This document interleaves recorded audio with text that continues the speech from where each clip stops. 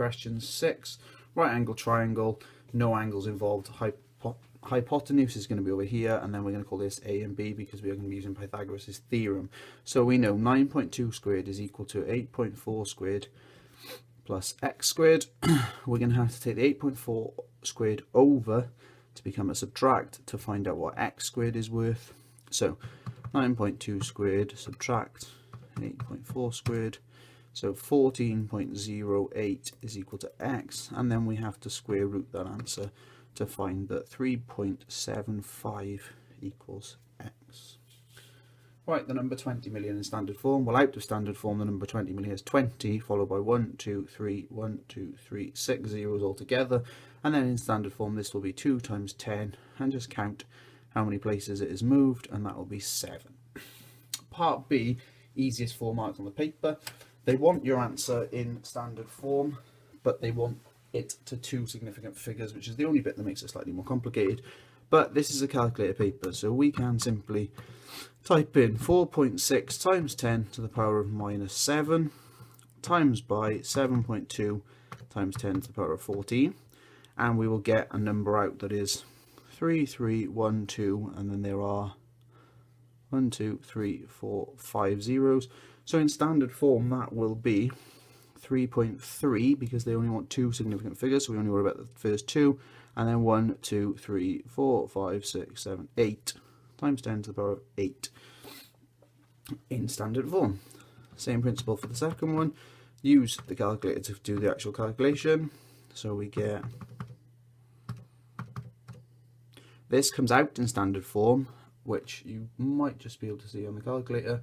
4.935 blah blah blah times 10 to the minus 12. Again, we only need it to 2 significant figures, so we are just going to go with 4.9 times 10 to the power of minus 12.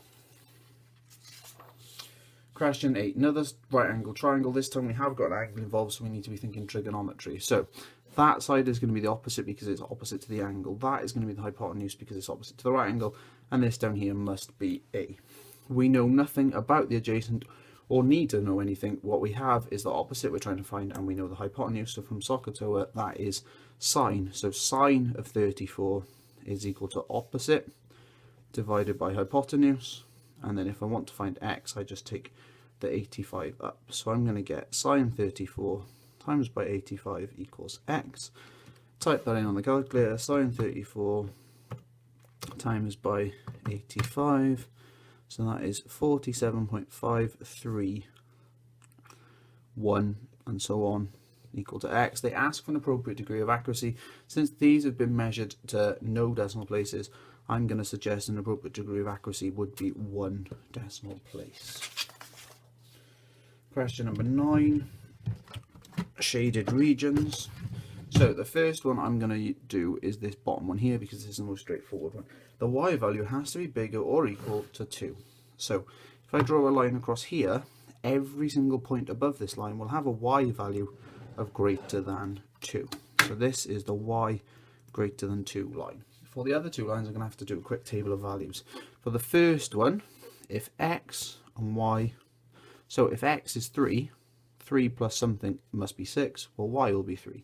If x is 0, 0 plus something must make 6, so 0 plus 6. And then if x is 6, if x is 6, 6 plus nothing must make 6. So, few points to plot. X is 0, y is 6. X is 3, y is 3. And x is 6, y is 0. Few points to plot. And then I'm going to join up those there. And this is the line x plus y less than or equal to 6. For this one, similar principle, a couple of values in a table. So x and y values again. I'm going to start with 0. If x is 0, y will be 1. If x is 2, for example, 3 times 2 is 6 plus 1 is 7. If x is 1, might as well do 1. 3 times 1 is 3 plus 1 is 4. So when x is 0, y is 1. When x is 1, y is 4. When x is 2, y is 7. When x is 2, y is 7. Again, I'm going to join up those 3 points. So that's the line y less than or equal to 3x plus 1. And you can see that this triangle in the middle is the area that satisfies all 3 of those equations. Make g the subject of the formula, so I need to get all the g's in one place first of all, so I'm going to expand this bracket to give me 3g minus 6f equals ag plus 5h. I'm going to take that term over there and that term over there, so I've got all the g's together. So 3g minus ag is equal to 5h plus 6f. I'm going to factorise this to get g on its own. So I'm going to take g as a common factor, and then I'm going to be left with 3 minus a in a bracket equal to 5h plus 6f. Divide this over there, so I get g equals 5h plus 6f, all divided by 3 minus a. Factorise. This is a difference of two squares question, so you need to be recognising that there will be two brackets, one with a plus inside and one with a minus. Square root each part individually. The square root of 4 is 2, square root of x squared is x, and the square root of 169 is 13, and that will be my final answer. Solve the following inequality. Remember, inequalities work in exactly the same way as equations. So I'm going to get all the n terms on this side and all the number terms on that side. So I'm going to get 3 plus 9 is greater than 4n plus 2n. Reason I chose to get the letters on the right hand side is because they will be positive, because this minus 2 will come over and add. If I took the 4 over, we would have ended up with a negative number, which just makes life a bit more complicated. So 12 is greater than 6n.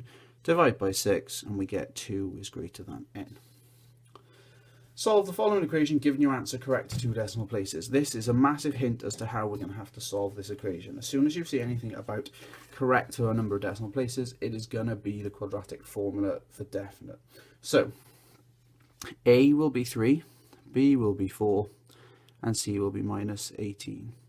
Quadratic formula: x equals minus b plus or minus the square root of b squared minus 4ac, all divided by 2a.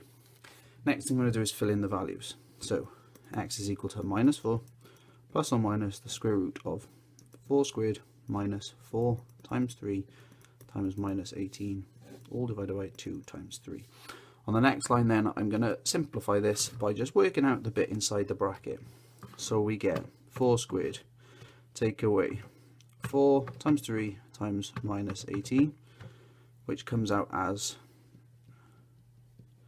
square root of 232 divided by 6. At this point I'm going to split and say either or. So we've got x equals minus 4 plus the square root of 232 divided by 6, or we have x equals minus 4 minus the square root of 232 divided by 6.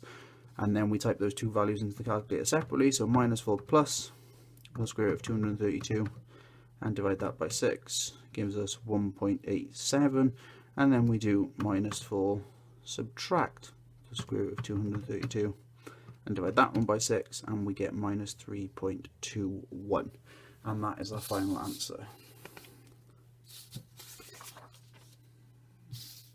Question number 11. The diagram shows a parallelogram with a base of length 13.8, a perpendicular height of 6.2 and one interior angle of 50. Calculate the perimeter. Well, perimeter is the distance all the way around the shape. The fact that it's 5 marks means that it's probably more complicated than just adding those two numbers and then the same again. The fact they give you 50 should also indicate there's probably a reason we need to use it. We need to find this length here. Now unfortunately that length is not just 6.2. So what we need to do is we need to turn our parallelogram into a right angle triangle on the end. We know this angle in here must be 40 degrees, and we need to find that length there. Now in trigonometry, that side will be the hypotenuse, this side here will be the adjacent, and over there would be the opposite, because the 40 is the angle we're looking at. O is of no use to us, so we have A and H, which is cos.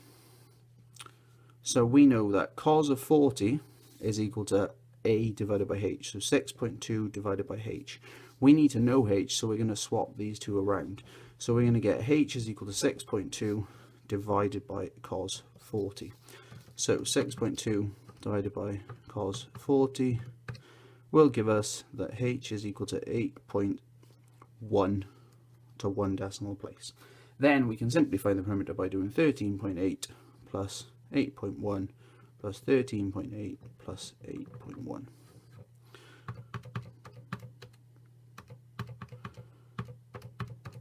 And we find that the perimeter is 43.8 centimeters in total.